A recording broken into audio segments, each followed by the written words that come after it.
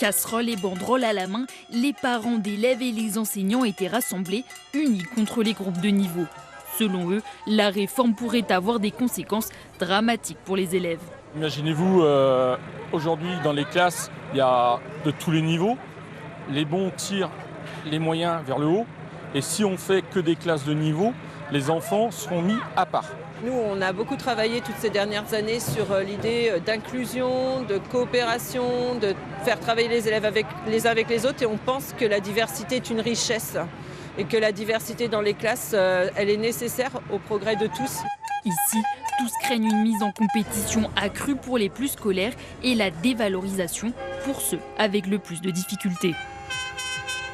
Sur les plus fragiles, l'effet, il est la résignation. Ce sont des enfants qui vont plus croire dans leurs capacités, qui n'auront plus non plus envie de travailler parce qu'ils seront confrontés à leurs difficultés. Et nous, au sein de nos classes, on crée des petites équipes hétérogènes où les élèves sont responsabilisés pour réussir ensemble et pas chacun pour soi.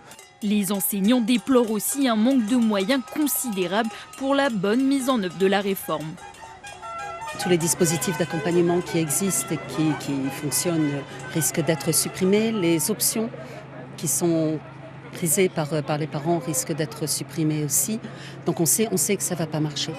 Gabriel Attal a pourtant confirmé la mise en place des groupes de niveau qui devraient entrer en vigueur dès la rentrée 2024.